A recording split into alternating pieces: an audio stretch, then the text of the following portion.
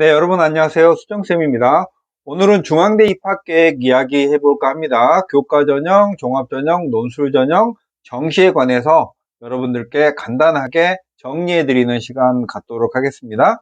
2025학년도 중앙대에 입학하는 방법은요, 크게 5가지고요. 학생부 교과전형에 지역균형 전형은 학교장 추천을 받아야 되는 전형이고, 학생부 종합전형은 CAU 융합형 인재와 CAU 탐구형 인재로 나눠지고요. 논술 전형과 수능 일반 이렇게 해서 수시 4개, 정시 1개에서 5가지의 방법으로 중앙대를 입학할 수 있습니다. 하나씩 살펴보면요. 수시 전형은 논술 전형부터 보겠습니다. 전형 방법은 논술 70에 교과 20, 비교과 10이니까 학생부가 30% 정도 반영을 하는데 단순하게 30% 정도의 비율로 반영한다라고 생각하면 큰 오산이고요. 거의 논술 전형이 합격의 열쇠를 쥐고 있습니다. 안 중요한 교과 반영부터 설명을 드리면 고3은 3학년 1학기까지 재수생 이상은 전 학기에 걸쳐서 여러분이 국수, 영, 사과 중에서 가장 잘한 5과목을 뽑는 거예요. 1학년 때 과목만 5개를 뽑을 수도 있고 수학만 5개를 뽑을 수도 있죠. 이렇게 해서 반영을 하는 거고 진로 선택 과목은 반영을 하지 않아요. 이렇게 자신에게 유리한 것만 뽑아서 반영을 하는데도 중앙대의 논술 합격자는 일반 전형 기준으로는 대략 3.7 정도 됩니다. 그리고 비교과는 출결을 반영하는데요.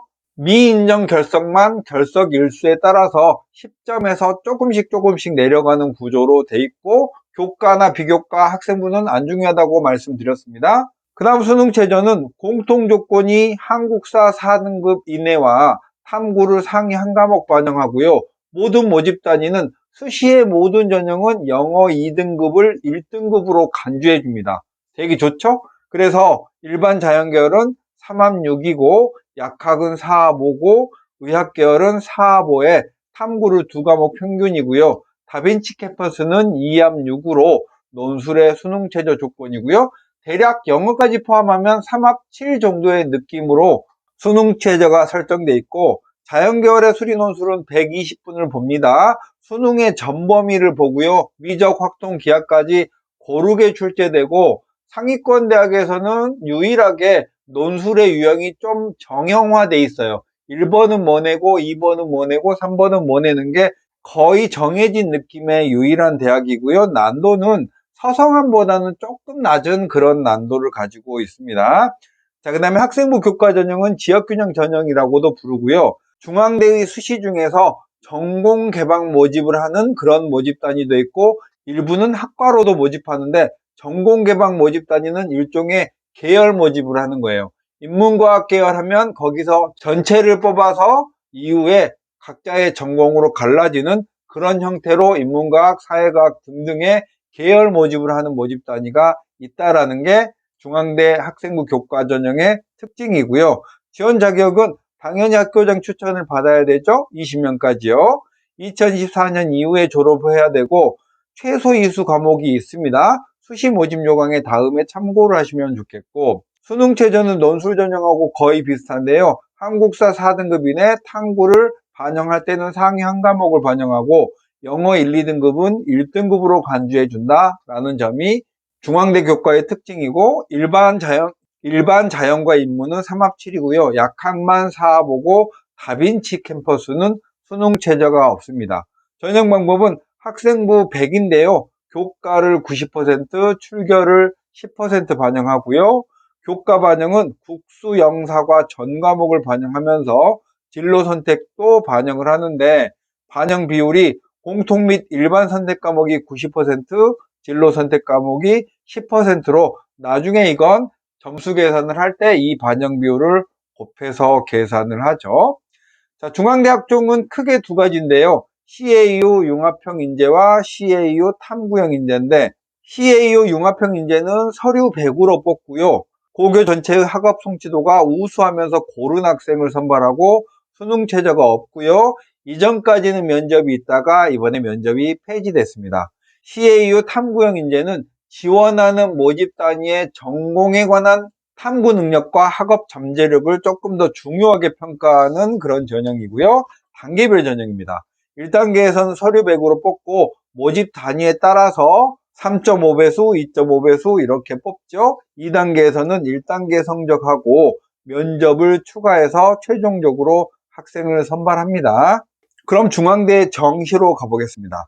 정시는 수능 100%로 가나다군에서 모집을 하고요. 이전까지는 다군에서 가장 최상위의 대학이 중앙대였다가 이번에 성균관대가 다군의 모집 단위를 점차 늘려가면서 작년 2024년도에는 성대의 다군 진입이 중앙대에 영향을 줄 걸로 예상했지만 일단 경쟁률 면에서는 큰 영향이 없었고요. 변경사항이 수능 지정 영역을 해제했습니다. 그리고 반영 비율을 바꿨는데 이게 중앙대 자체의 변화잖아요. 그리고 2025학년도는 모든 대학들이 자연계열의 수능 지정 과목을 수학과 탐구를 해제했습니다. 이런 변화들이 내년 정시에서 어떻게 영향을 미칠지는 지금은 잘 가늠하지 못하겠는데요. 어쨌든 2022학년도에 교과과정이 개정돼서 문이과가 통합되면서 대혼란이 일어났던 것만큼 올해 2025학년도 입시는 어려울 걸로 예상이 됩니다.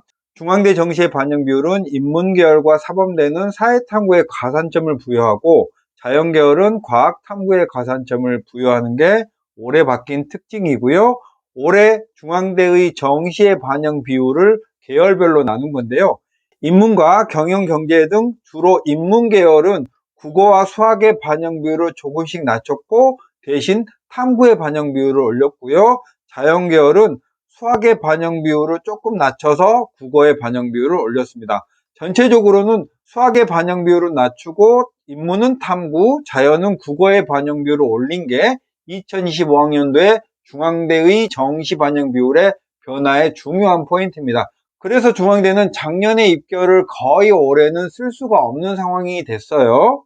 바로 아래는 작년 중앙대의 정시 반영 비율을 올려놨으니까 올해와 작년을 비교해 보시면 되겠습니다. 영어는 등급 간의 간격이 2점 또는 3점 정도로 4등급까지는 유지하고 있고 이 영향력은 고려대 정도의 수준이 되는 걸로 보여집니다. 그럼 정리하면서 중앙대의 변경사항을 체크해보면 수시와 정시 전체에서는 자연계열의 수능 응시 영역을 수학과 탐구를 해제했다. CAU 융합전형은 면접을 폐지했고요. CAU 탐구전형은 면접을 실시하면서 30%를 반영하고요. 정시에서 반영 비율을 변경했습니다. 이렇게 해서 중앙대의 수시와 정시를 살펴봤는데요. 우리 올해 모든 대학들이 자연계열에서 수학과 탐구의 지정 응시 과목을 해제했고 반영 비율도 바꾼 대학이 꽤 많습니다. 이렇게 대학의 내부의 변화 사항과 외부의 전체적인 거시적인 변화가 많은 상황에서는 성적이 우수한 학생이 정시에서는 깡패라는 사실을 여러분 잊지 마시고 정말 열공을 해야겠다고 생각이 듭니다.